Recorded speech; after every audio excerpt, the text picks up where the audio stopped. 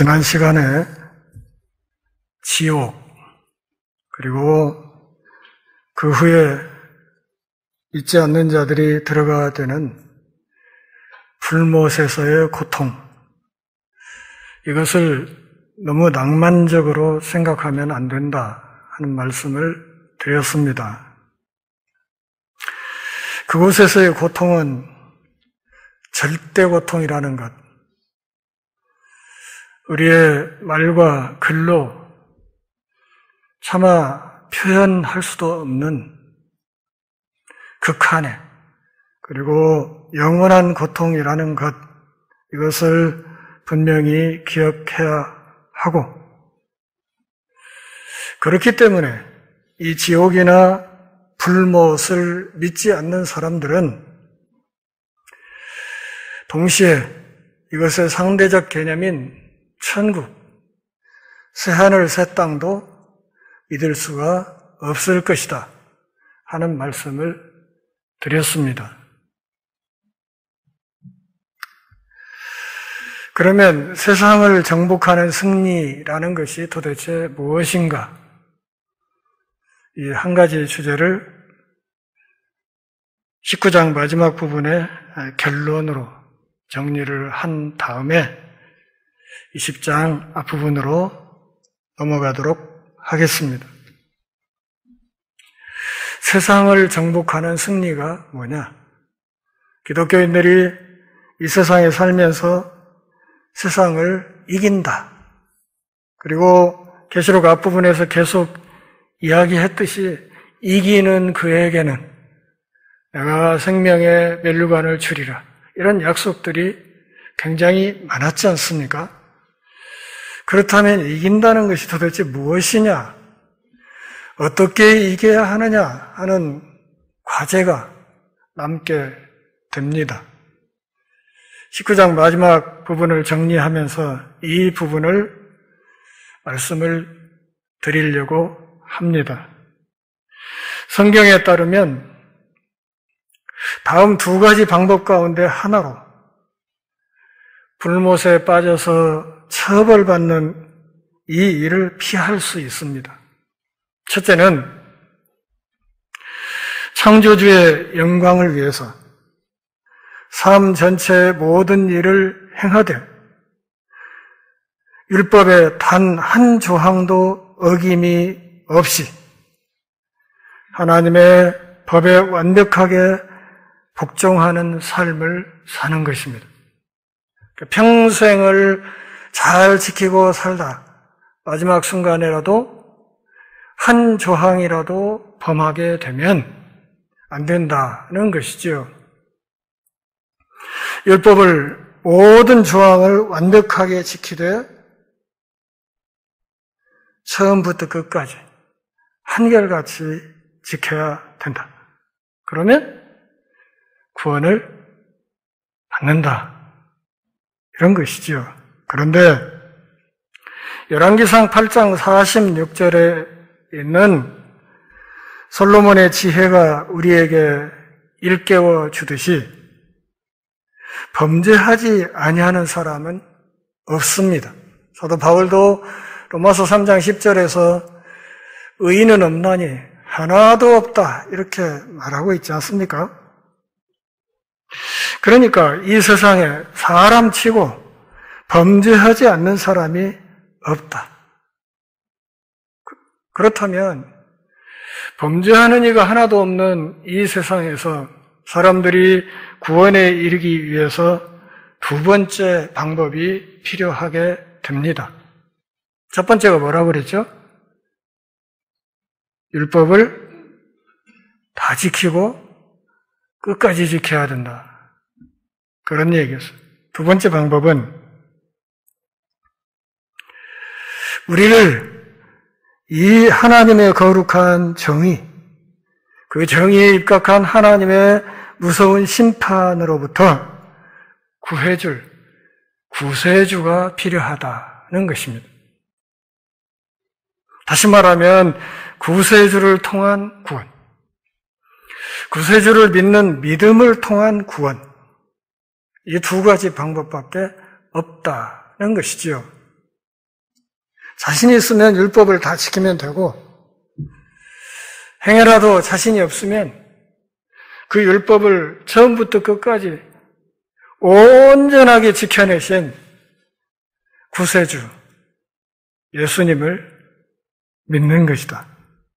그러면 그 믿음으로 그분이 이루신 그 의로움이 우리에게 전가되어서 이것을 신약 기자들은 그리스도로 옷 입는다 그렇게 말을 하죠. 그 그리스도의 의로움이 우리에게 넘어와서 그 의로움으로 우리가 구원을 받는다는 것입니다. 구세주는 구원이 필요한 그 백성들에게 의로움을 공급하실 수 있을 만큼 완벽한 삶을 사셨고 또한 우리의 죄를 대신 속하려고 죽으셨기 때문에 그분을 믿는 사람들은 누구나 모든 죄를 용서받게 된다는 것입니다. 이것이 기독교 복음의 핵심입니다. 이것을 믿으십니까? 그 믿음으로 우리가 하나님 앞에 의롭게 받아들여지는 것입니다. 요한계시록 19장 20절에서 짐승의 표를 받고 그의 우상에게 경배하던 자들을 말하고 있다는 사실을 주목하셔야 합니다.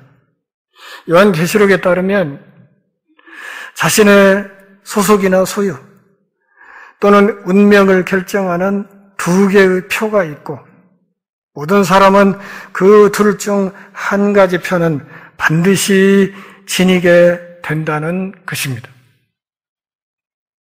계시록 7장 2절, 3절에서 짐승의 표를 받고 그의 우상에게 경배하던 자들을 말하고 있다는 사실을 주목하셔야 합니다. 이 계시록 말씀에 의하면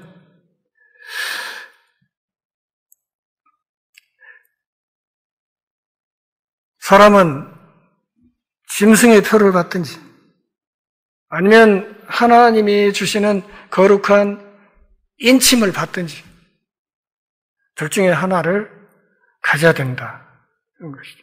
신천지 사람들은 이만희 앞에 모여 앉아가지고 필기시험 봐가지고 인침 시험 보고 그러지 않습니까? 머리 나쁜 사람은 인침 못 받는 거예요. 하나님께서 그의 종들에게 인을 치십니다. 7장 2절 3절에 그것이 있죠. 그 표는 하나님이 볼 수 있고 그것이 구원하는 믿음의 참된 표라는 것입니다. 더 나아가서 계시록은 9장 4절에서 오직 이마에 하나님의 인침 받지 아니한 사람들, 이 사람들은 14장 9절과 11절에서 확인되듯이 모두 다 짐승의 표를 지니고 있다. 이렇게 말하고 있습니다.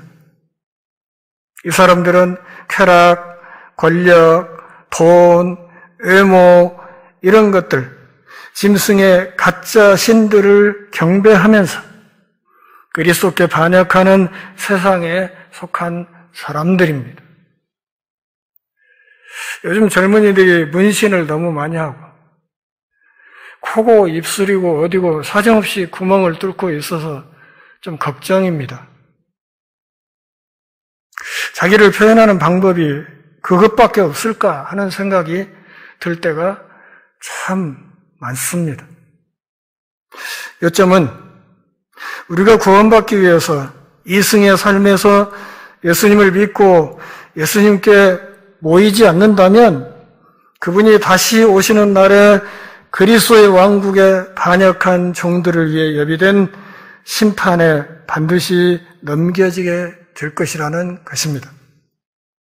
그 심판에 넘겨지면 가는 곳은 딱 한 곳, 불못이죠.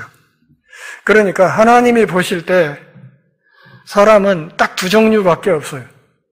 하나는 예수 믿은 사람, 그래서 그 이마에 하나님이 이 사람은 내 백성이라고 인쳐놓은 사람이냐, 또 한쪽은 그 짐승의 표를 받은 사람이냐, 두 종류밖에 없다는 거죠.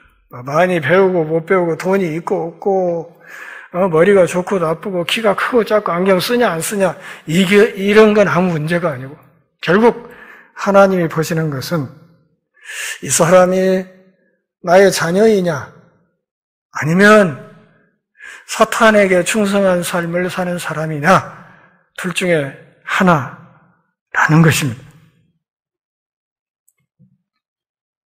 예수님은 그분이 다시 오실 때 자기 백성을 영원한 영광 안으로 모으실 것이지만 그분을 거부한 자들에게는 마태복음 25장 41절에서 말하듯이 나를 떠나 마귀와 그 사자들을 위하여 예비된 영원한 불에 들어가라 이렇게 선언하실 것을 말씀하셨습니다. 지금 제가 드리는 말이 아니라 예수님이 하신 말씀이라 그런 말이에요. 우리 앞에 이 처벌이 다가오고 있기 때문에 우리 인생에서 가장 긴급한 문제는 사도 바울이 사도행전 16장 31절에서 다음과 같이 내리고 있는 권고에 따라서 행동하는 것입니다. 빌보 간수가 물었죠. 그러면 제가 어떻게 하면 구원을 얻겠습니까? 주 예수를 믿으라. 그리하면 너와 내 집이 구원을 얻을 것이다. 이렇게 말하면 어떤 사람들, 가족 대표 한 명만 믿으면 그러면 그 가족이 다 구원 얻는구나. 이렇게 착각할 수도 있습니다. 사도 바울이 지금 여기서 말하고 있는 것은 다른 것이 아니라 가족 중에 한 사람이 구원받음으로써 그 사람의 전도 활동으로 나머지 가족이 구원 얻을 문이 열리게 된다 그런 뜻입니다. 그러지 가족 대표 한 사람이 믿음으로 나중에 그 사람이 저희 할 때 몸빼 끈 붙잡고 올라가는 것이 아니라 그런 말이죠. 마지막 전쟁의 결과는 우리를 예수 믿도록 강권할 뿐만 아니라 신자들이 이 세상에 있는 악의 권세를 두려워하지 않도록 격려합니다. 성경은 그리스도인들이 이 땅에 사는 동안 환난을 당할 것이며 마침내는 전 세계적인 박해, 무시무시한 음모에 얽힐 것이라고 말하고 있습니다. 예수 믿으면 그냥 무작정 복 받는 것이 아니라 적어도 예수님 재림하기 전까지는 예수 믿는 사람들이 환난을 받을 것이다. 이렇게 말하는 거예요. 더 간단히 말하면 예수 믿는 것이 그렇게 쉽지 않을 거다. 이렇게 말을 하는 거예요. 그것을 예수님은 좁은 문, 좁은 길 이렇게 말씀하신 것이지요. 마지막 전쟁은 모든 악의 세력에 경악할 만한 결말을 가져올 것입니다. 그리스도의 재림으로 사탄이 교회를 박해하는 일, 또 이 땅을 기만하는 그 모든 권세가 영원히 멈추게 될 것입니다. 박해라는 방식이든 아니면 기만이라는 방식이든 사탄의 모든 영향력은 사탄과 함께 지옥으로 들어가고 지옥 바깥 그 어디에서도 그 흔적을 다시는 볼 수 없을 것입니다.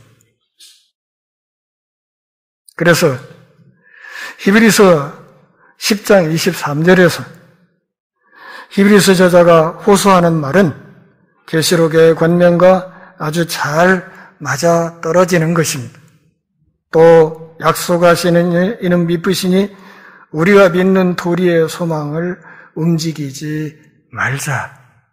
다시 말하면 이 구원과 심판을 약속하시는 하나님은 어떤 분? 믿을만하다 이거죠. 그분은 믿을 수 있다.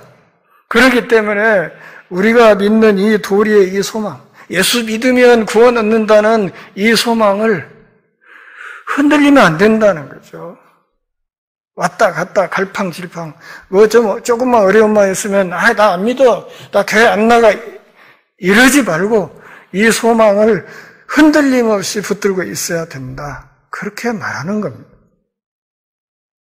사실 믿음은 우리의 삶이 순풍에 돋다는 듯이 승승장구하면서 갈 때 필요한 것이 아니에요. 어떻게 보면 실제 믿음이 정말 필요한 상황,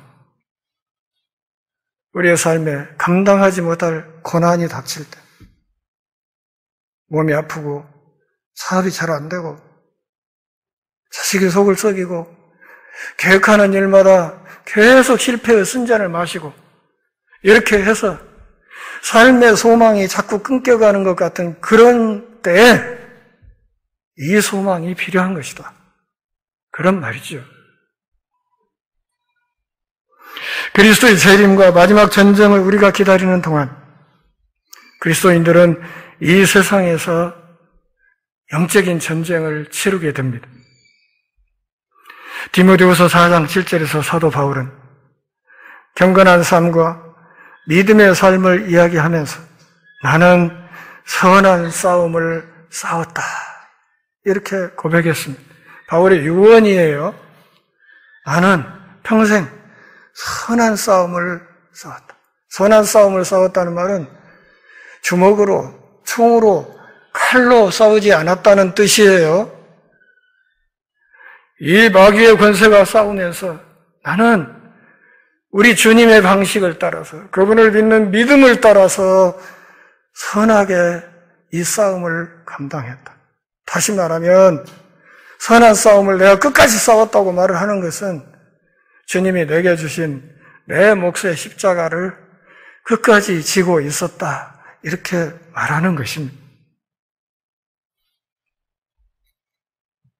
또한 그리스도인들은 앞서 말하던 그 목사 부부처럼 지난번에 말씀드렸죠. 로사리오 버터필드라는 동성애 여성에게 전도한 목사가 있었다고.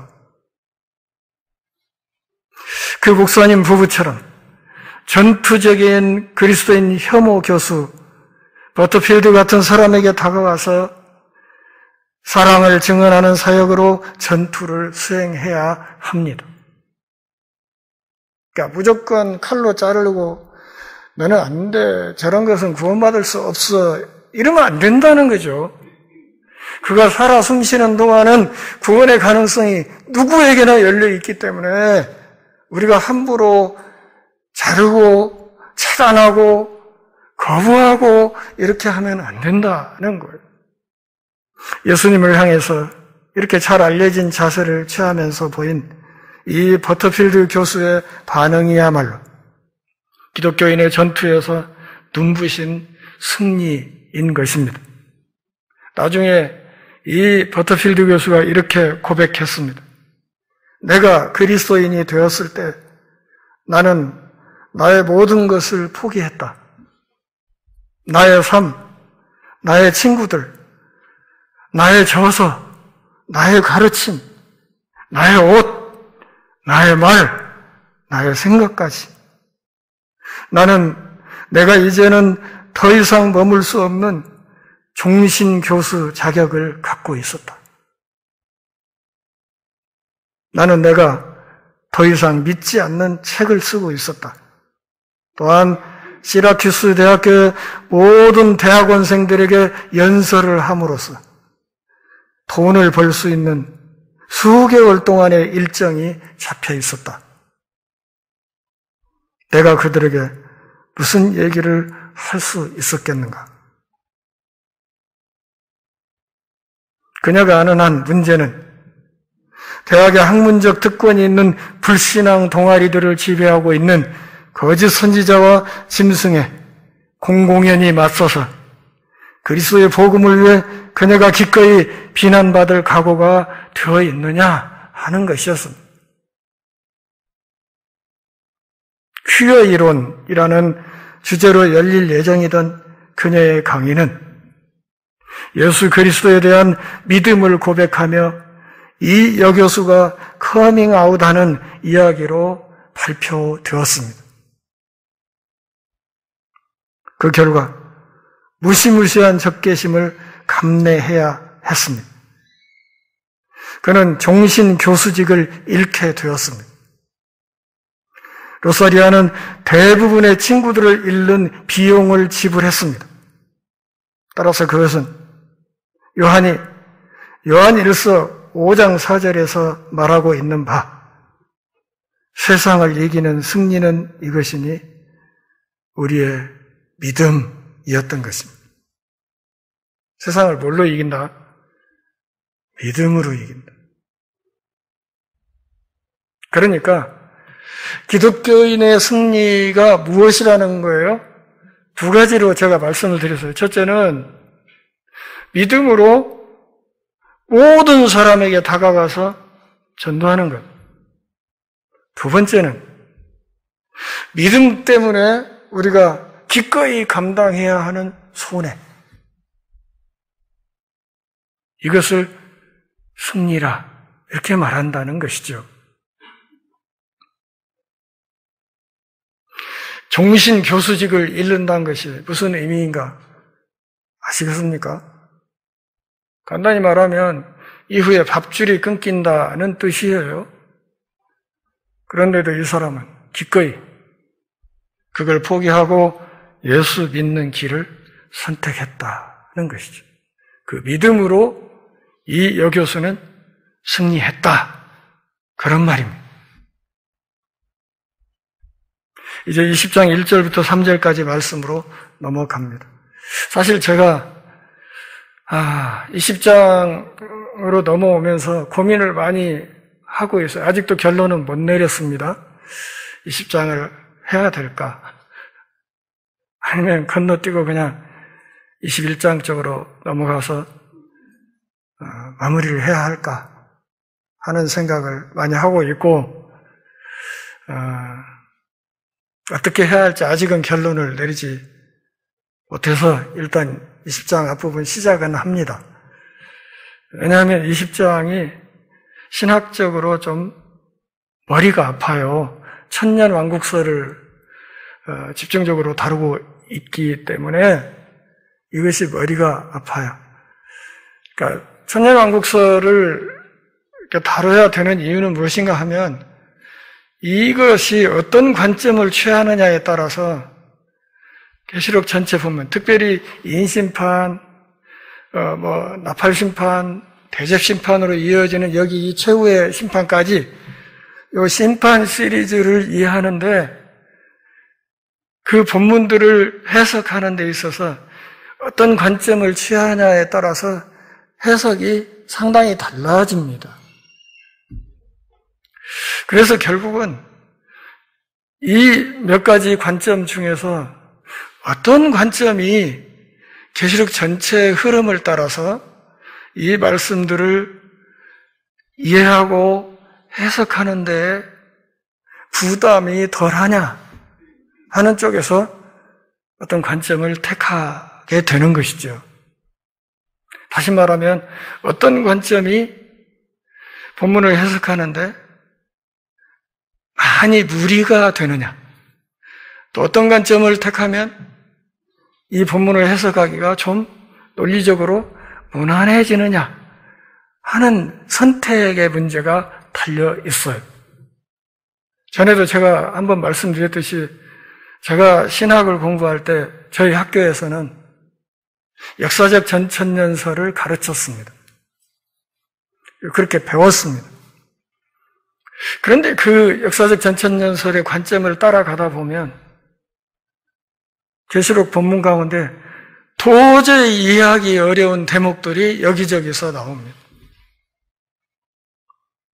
그래서 졸업한 후에 제가 혼자 계시록을 공부하면서 요즘은 무천년설 쪽으로 넘어왔습니다.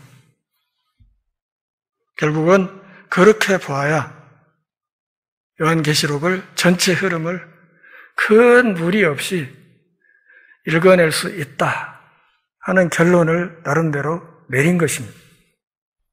그래서 이 시간에 잠깐 이 가장 중요한 세 가지, 전천년설 또 후천년설 그리고 무천년설에 대해서 몇 가지 중요한 사항을 좀 짚어드리고, 그리고 시간이 되는 대로 전천년설에 관해서 잠깐 말씀을 드리다가 시간 되면 마치겠습니다.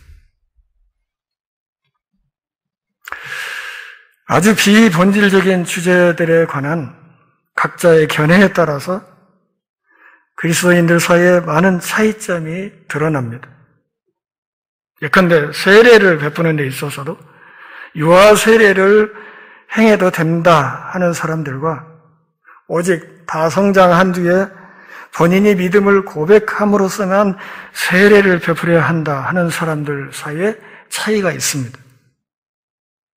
우리는 부모의 믿음으로 유아세례를 베풀 수 있다 하는 입장에서 유아세례를 행한 겁니다.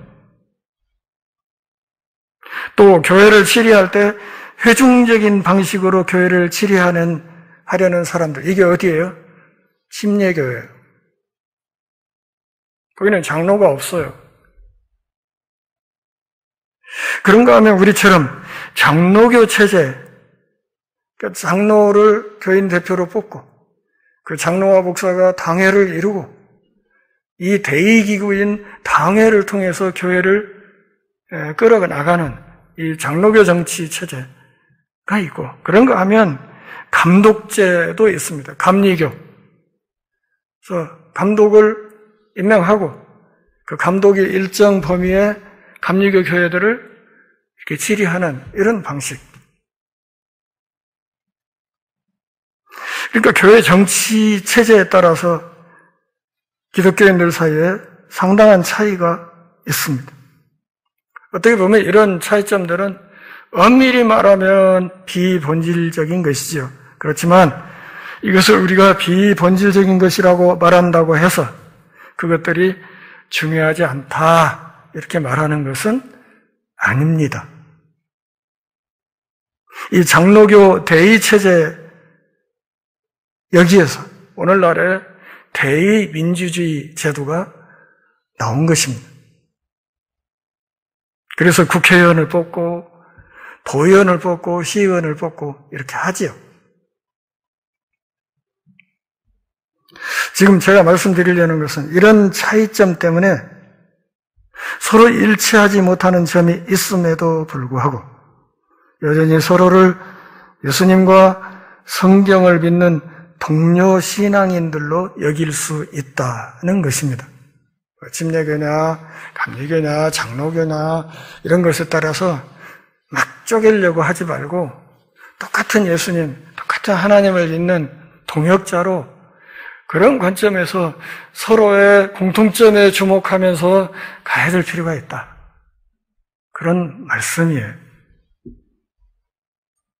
특별히 종말 시대에 관한 교리, 이것을 우리가 종말론이라고 하죠. 요한계시록은 종말론을 다루고 있는 성경입니다. 이 종말론이라는 주제에 이르게 되면 성경을 믿는 그리스도인들 사이에 계시록 20장 1절부터 9절까지 언급된 천년왕국에 관한 견해가 현저히 달라집니다. 각기 다른 많은 이론이 있지만 여기서는 천년왕국과 관련해서 세 가지 주요 관점들을 정리하는 것이 좋겠다 생각합니다. 전천년설은 그리스도께서 천년왕국 전에 재림하신다는 입장입니다. 여기 여러분 전천년설, 후천년설, 무천년설 이렇게 하면 그때부터 머리가 막 복잡해지기 시작해갖고 제가 집사 시절에 요한계시록 책을 읽을 때는 이 대목에 딱 나오면 책을 그냥 엎어버렸던 기억이 있어요. 골치 아프니까. 그리고 한 번 어떤 개념이 잘못 잡히면 이걸 볼 때마다 헷갈립니다. 그러니까 전천년설이냐 후천년설이냐 이것은 재림과 천년왕국이 어떤 순서냐 하는 것을 말하는 거예요. 그래서 여러분들이 좀 이해하기 쉽게 화면을 제가 정리해 드렸는데 전천년설 앞에 재림이라는 말이 있다고 생각하십시오. 후천년설 앞에도 재림이라는 말이 있다고 생각을 하시고 이것을 뒤에서부터 읽습니다. 그러니까 전천년설은 천년 전 재림 이렇게 이해하시면 됩니다. 천년 전 재림. 그러니까 재림과 천년왕국 사이에 뭐가 먼저예요? 예수님의 재림이 먼저고 그 다음 천년왕국이 온다고 하는 입장이 전천년설이라 그런 말이에요. 후천년설은 천년 뒤에서부터요. 천년 후 재림이라는 말이에요. 그러니까 무엇이 먼저예요? 천년왕국이 먼저고 그 다음 재림이 천년왕국에 이어서 온다. 이런 관점이에요. 그러니까 계시록이 말하고 있는 핵심사항, 천년 예수님의 재림과 더불어 최후의 심판이 이루어진다고 이야기를 할 때 후천년설은 재림이 가까워 올수록 인류 역사의 흐름이 좋아진다, 나빠진다. 천년왕국이 먼저라고 하니까요. 천년왕국 다음에 예수님의 재림이 있다고 하니까 예수님의 재림이 가까울수록 인류 역사의 흐름이 좋아진다, 나빠진다. 좋아진다는 얘기예요. 그러니까 인류 역사의 마지막 부분에 대한 낙관론이 후천년설이에요. 그런데 계속 전체를 아무리 둘러봐도 또 우리 시대의 역사가 흘러가는 모습을 아무리 들여다봐도 이 인류 역사의 낙관론은 받아들이기가 어렵습니다. 그래서 요즘은 후천년설은 별로 인기가 없고 결국은 경합하고 있는 두 개의 설은 역사적 전천년설과 그리고 후천년설이 경합을 벌이고 있습니다. 전천년설에는 두 가지 갈래가 있어요. 하나는 역사적 전천년설, 또 하나는 세대주의적 전천년설이 있습니다. 세대주의라는 것은 인류 역사 전체를 7세대로 나누고 각 세대마다 구원의 방식이 다르다는 입장이에요. 인류 역사를 몇 개? 7세대로 나누고 각 세대마다 구원의 기준이 다르다. 이렇게 보는 거예요. 그러니까 구원의 기준이 달라진다는 말 자체가 사실은 기독교 우리의 구원론하고는 맞지 않습니다. 이 세대주의 신학을 반영한 주석성경이 스코필드 주석성경이고 미국의 달라스 신학교가 이 세대주의 종말론의 본산지입니다. 그러니까 거기가 본부예요. 본부. 달라스 신학교. 그러니까 달라스 신학교 쪽에서 나온 신학 서적들이 좋은 책들이 굉장히 많은데 그런데 이 종말론 쪽에 가면 도저히 받아들일 수 없는 이야기들을 계속하고 있습니다. 저 같은 사람은 그런 부분은 그냥 걸러버리고 나머지 부분을 이렇게 수용하는 입장인데 좋은 책들이 많이 나오는데 다 받아들일 수는 없는 그런 흐름이라는 것이지요. 전천년설은 그리스도께서 천년왕국 전에 재림하신다는 입장입니다. 말씀드린 것처럼 역사적 전천년설과 세대주의 전천년설 두 가지가 있습니다. 그런데 이 역사적 전천년설은 시간의 흐름이 직선으로 간다는 입장이에요. 특별히 계시록을 해석할 때 인심판, 나팔심판, 대제심판 이것들이 시간순으로 진행된다는 입장이에요. 이게 문제예요. 이게. 그러니까 인심판 끝나고 난 뒤에 나팔심판에 들어가면 다시 인심판의 초기로 돌아가는 듯한 본문들이 계속 나오거든요. 또 대접심판으로 가면 또 다시 처음으로 돌아가서 다시 나오는 것 같은 그런 이야기가 또 되풀이돼요. 그래서 무천년설 입장에서는 이것이 인심판과 나팔심판, 대접심판이 나선형 구조로 돌아가고 있다. 나선형 구조로 돌아가면서 점차로 그 초점이 그리스도의 재림 쪽으로 초점이 좁혀진다. 무슨 말인가 하면 인심판의 6번째 심판이 나팔심판의 번째 심판과 흐름이 같고 대접 심판의 여섯 번째 심판과 흐름이 같다는 입장이에요. 그렇게 보면 계시록 이 심판 시리즈를 볼 때 어려움이 하나도 없습니다. 그리고 인심판이든 나팔이든 대접심판이든 간에 마지막 일곱 번째 심판이 그게 뭐예요? 예수님의 재림으로 이루어지는 최후의 심판을 말하는 것이다는 것이지요.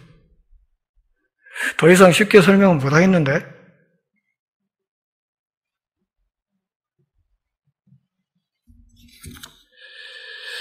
그러니까 역사적 전천연설은 예수님께서 재림하신 뒤에 부활한 그리스도인들이 지상의 복을 1000년 동안 누린다는 입장입니다.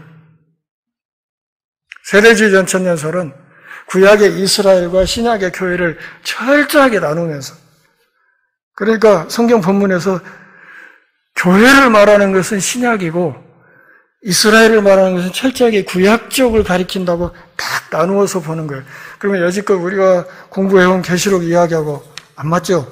왜냐하면 계시록에서는 지금까지 신약의 교회가 구약의 이스라엘을 반영하고 있는 모임이라고 보고 있기 때문에 그렇죠. 여지껏 그렇게 해석을 해왔어요. 그래서 세대주의적 전천연설을 받아들일 수가 없는 것입니다. 또 한 가지 두 번째 견해 후천연설. 계시록 20장 1절 9절에 1000년 후에 그리스도께서 재림하신다. 이렇게 보는 견해. 인류 역사에 대한 낙관론이라고 말씀을 드렸습니다. 그러니까 종말이 가까울수록 인류 역사가 점차로 굉장히 좋아질 거예요. 사람들이 착해지고 전쟁도 없어지고 그럴 것이라고 보는 견해. 그럴 것 같습니까? 그럼 불가능합니다. 계시록 전체의 이야기는 재림이 가까울수록 최후의 심판이 가까울수록 기독교인들을 향한 환난과 핍박이 더 심해진다고 계속 이야기를 해왔고 앞으로도 그럴 겁니다. 그렇기 때문에 이 세대주의적 전천연설, 후천연설 혹은 역사적 전천연설을 받아들이게 되면 계시록 전체의 논리적인 맥을 살리기가 굉장히 어려워지고 어떤 부분은 거기에 꿰어 맞추기 위해서 본문을 계속 비틀어야 되는 그런 어려움이 생기게 된다는 것입니다. 그것이 제가 학교 때 공부했던 것과 다르게 무천연설적으로 넘어온 이유입니다. 세 번째 무천연설은 말 그대로 무슨 뜻이에요? 무천연설은 천년이 없다 그런 뜻인데 천년이 없다는 말이 아니라 여기서 말하는 천년이라는 이 개념이 상징이다 이렇게 보는 거예요. 예수님의 초림부터 재림까지 이어지는 소위 교회시대, 이 교회시대 전체를 그것을 상징하는 천년으로서 그렇게 본다는 뜻이죠. 그러니까 지금 우리가 서 있는 이 교회시대가 어디다? 천년왕국이다 이렇게 본다는 거예요. 이해가 잘 안 되시나요? 그러니까 이 천년이 상징으로 봐야 된다는 거예요. 문자 그대로 그냥 1년부터 해서 1000년 꽉 채우는 이것이 아니고 이것은 교회 시대를 나타내는 하나의 상징적 표현이다. 이렇게 본다는 겁니다. 여지껏 계시록에 나오는 숫자들을 계속 상징으로 이해해 왔잖아요. 그러다가 갑자기 전천연설처럼 생뚱맞게 이 부분만 문자적으로 1000년으로 딱 봐야 된다는 것이 정말 이상하지 않습니까? 그러니까 계시록 전체 흐름에 맞추어서도 이 1000년을 상징으로 봐야 된다. 그렇게 보는 거죠. 그래서 지금 이 교회 시대가 복음이 땅끝까지 계속해서 뻗어나가고 있는 이 시대가 천년왕국이다 하는 것을 말씀드립니다. 요약하면 전천연설은 그리스도께서 천년왕국 전에 재림하신다고 믿는 것이고, 후천년설은 교회가 왕노릇하는 승리의 천년 후에 그리스도께서 재림하신다는 입장이고, 무천년설은 교회 시대의 마지막에 그리스도께서 재림하시는데 그 교회 시대가 숫자적인 천년으로 상징되어 있다는 것입니다. 그러면 천년왕국, 전천년설이냐 후천년설이냐 또는 무천년설이냐에 따라서 그 견해가 다르면 이단이냐? 아니에요. 그건 절대 아니에요. 왜 그런가 하면 이 세 가지 입장 모두 다 예수 그리스도의 재림을 전제하고 있습니다. 세 가지 입장 모두 다 예수 그리스도의 재림을 전제하고 이론을 펼치는 거예요. 이 중에 어느 하나가 재림은 없다 이러면 이단이지만 모두 다 그리스도의 재림을 전제하면서 그 재림을 기다리면서 나름대로 어떤 관점에서 계시록 본문을 들여다보려고 하는 거예요. 그렇기 때문에 이 천년왕국에 관한 입장이 다르다 해서 상대를 막 원수 취급한다든지 적으로 여긴다든지 쳐서 무찔러야 될 대상으로 본다든지 이러면 안 된다는 거죠. 천년왕국에 관한 입장이 다른 사람들끼리도 얼마든지 한 공동체를 이루면서 함께 주의 몸된 교회를 이루고 교회를 세워나갈 수 있다 하는 사실을 알아야 됩니다.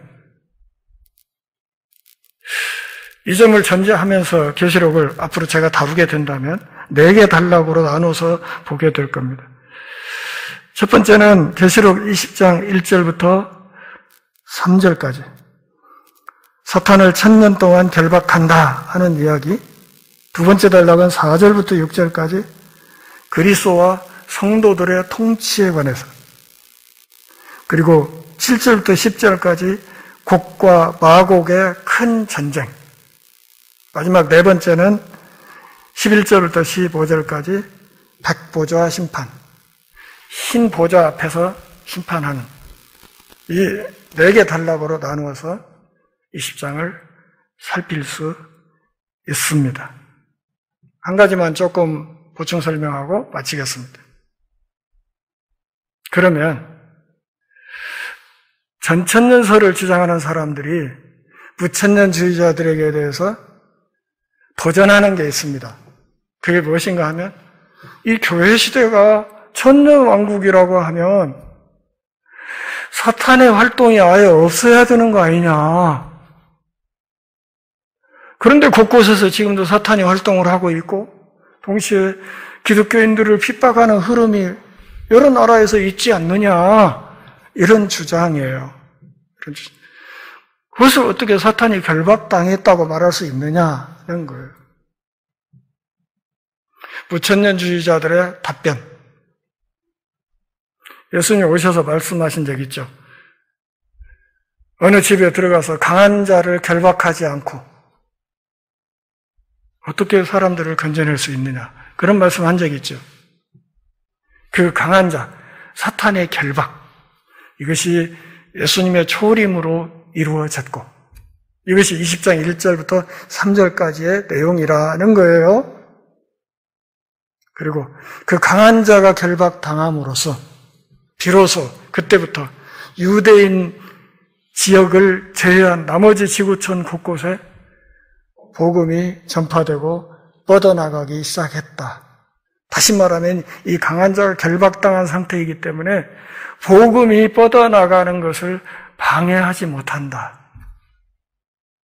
그래서 이 시기를 천년왕국으로 볼 수 있다. 이렇게 말하는 것이고, 그 끝에, 천년왕국의 끝에 마지막에 이 사탄이 잠시 놓여 나와서 성도들을 극단적으로 핍박하는 한 시기가 있고 그 직후에 예수님이 재림하실 것이다.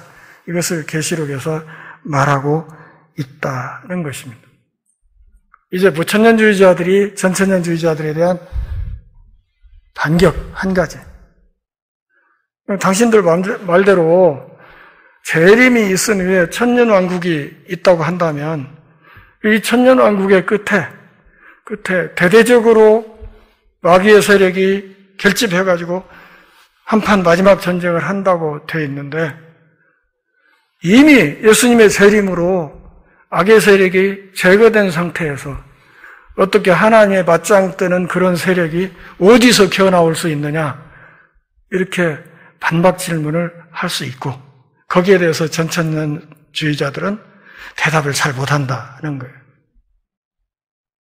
그래서 현재까지 제가 보기에는 이 세 가지 천년왕국설 가운데서 우천년설이 그러니까 이 천년을 숫자적인 천이 아니라 그냥 어떤 시기를 상징하는 것으로 보는 입장이 계시록 전체 흐름 또는 신약성경 전체 흐름, 신구약 전체의 흐름과 맞다.